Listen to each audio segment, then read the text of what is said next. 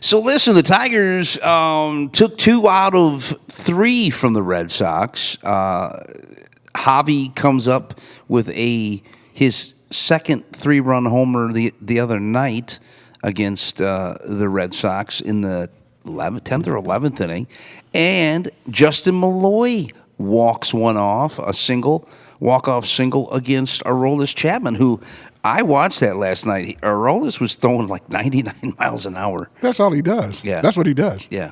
Sometimes So 101, 104, 102. Pretty impressive. He can get up there. Yeah. Mm-hmm. So the Tigers are, from what we've seen, this is their best start since '84. Yep. What do you think that means? Well, I'm not going to go out on a limb to say, if the pitching stays well, I could see them, making a run for it. But hey, this team's kind of got that gritty magic. Flaherty's got to get better. Flaherty's got to be better. He's kind of struggled a little bit. Mm-hmm. And then Baez is out, so they went with the chaos the other night. Mm-hmm. And then, of course, Olson and pitching well. Jobe's pitching well. Mm-hmm. The bullpen's doing good. Mm-hmm. And they just sent down Jace Jung, which I'm going to be honest with you. I think they need to just keep him down there. Yeah. Let him play it out. Maybe bring him back up in August. If he's such a high prospect kind of guy, mm-hmm. I don't know if he really be considered a prospect now, since he's played so much. But just give him his bats. Let him come. I mean, you got a million infielders, and then they brought up the mighty Akil Baddoo last night. I heard that. Yeah, I knew he was down in AAA. Yeah. You know what's so funny, Co? I thought he got lost. Well, I did too. But I looked at his age. He's only 26. Yeah, he's young. He's still young. And he's already been with the Tigers for 3 seasons? Yeah. They picked him up he's a Rule 5 from Minnesota. Mm-hmm. So maybe these guys it's just taking them a little bit to, click. Yeah. Yeah. They are. But you know what? I'm gonna do something here. What's that? Remember Al Avila? Yeah. He's a part of this. Yes, he is. People want to throw him under the Absolutely. bus, and he wasn't this, and he didn't do that, or whatever. But I'm gonna name some names here, and I think this is correct. I don't know. Baez. Yeah. Torque, yes. Carp, Yep. Scooble. Yes. Yeah, they're all Al Avila's guys. It is funny, though.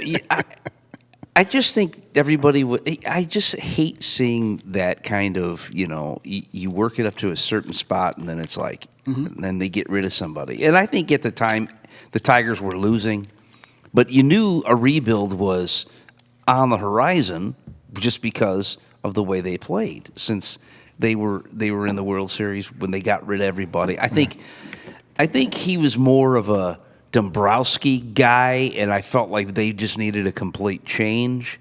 So I don't know. I mean, Hinch was here when Avila was here. So I mean, I don't know. I don't know if I can't say it was Al Avila's fault by no means. Yeah. I'm not gonna blame that on him. I just wanted to throw that out there for everybody. And Harrison is okay. I mean, he's worked in the business before. He knows. I think he knows what he's doing. But I'm just saying, don't forget. Well, it's kind of like, those are your key pieces. Yeah. Well, it's kind of like when Les Moss was the Tigers manager in the late 70s, mm-hmm. and basically managed Trammell, Parrish, all those guys, mm-hmm. and they didn't know where they were going with Sparky in the beginning. In the very beginning. So, yeah. I mean, shoot, the Tigers playing well. You can't. I read an article today that if Sweeney keeps going, that he could probably be. It's going to be hard to take him out of the lineup. That's what you want. Well, here's my thing. I like Sweeney. I liked him when he was with the Yankees. I thought he was a good draft pick for them, and then he was a big key piece trading him to the Dodgers, and then we picked him up. I like it. I mean, that whole Flaherty to the Dodgers last year, we got two really good players out of it, and then we got Flaherty back. Yeah. But Flaherty, I hope he, I think they just got to work. He's got to work through some things, but they're not really scoring a ton of runs for him. No. When you really go back and look at it, you know what I'm saying? That's baseball, though. That's how it goes. That's how it goes. You can do. He's not pitching extremely well, but sometimes you get into one of those funks where your lights out and you're not getting any run support, or you're getting all the run support and you're getting bombed. You know what I mean? So that's just kind of the nature of the beast. But they are playing very, very, very good baseball. And they're scoring runs. Well, I said in the beginning, let me give myself some credit here. Okay. Remember first show, I believe it was first or second show. Mm-hmm. I said if Baez and Torkelson have any kind of thing going, these would be the results. I said that in the beginning of the show. Now, the question is, how long will Baez is their best player. I'm going to be honest right with you. now. My dad, who's been on the show earlier this year, we talk. He calls me up every morning on the way to work, and he first thing, hey, did you see the Tigers last night? That's all we talk about, right? So I'm looking at these. It is funny, but I always said this. I thought maybe the move to center field for Javi Baez was kind of like the cherry on top to get him back to where I think maybe it frees him up a little bit, where he doesn't have to maybe makes him more relaxed. I mean, he's a veteran and everything else like that, but he's playing center field. He's playing great out there in center field. Well, he's their best center fielder. I don't care if Meadows comes back. I don't care if he comes back. Baez is the best. But do you think he had that hip surgery in the offseason? It could have been maybe the last couple of years that hip was bothering him, could have been. And then him playing shortstop, having to be probably bending down a little more. Well, it could. You know what I'm saying? The ball comes at you a lot faster at shortstop than it does in center field. Yeah. So, I mean, hey, the Tigers are playing great baseball. I'm still not digging the strikeouts now. Too many. Riley's got 82, Torkelson 81, Kerry Carpenter's up there with 78. Yeah. I don't know. Yeah, I just think that's. Oh, I'm sorry. 49, 44, and 27. That's going to be. Yeah. That's going to be. Those are going to be late issues. It could be. I think those are going to be. But Torkelson's leading the Tigers with 11 homers and RBIs. How about Zach McKinstry? Leading the Tigers in on-base percentage, 371. Yeah, they're definitely getting it done. And like I said, another thing I said, I'm going to give myself some more credit here. I said if they win series, which is anything, they win the series that they're supposed to win. Well, that's what I like it. They're actually, when you look at these series, like, they lost the one with Texas. They lost to Texas and Houston. Nobody mentioned those. Right. And then they came back and went and demolished the Angels and the Red Sox. And the Red Sox. And swept the Rockies, which wasn't, Yeah. But this is, But that's still business. Yeah. They're taking care of business. And it's not, they kind of like, they're rolling from last year.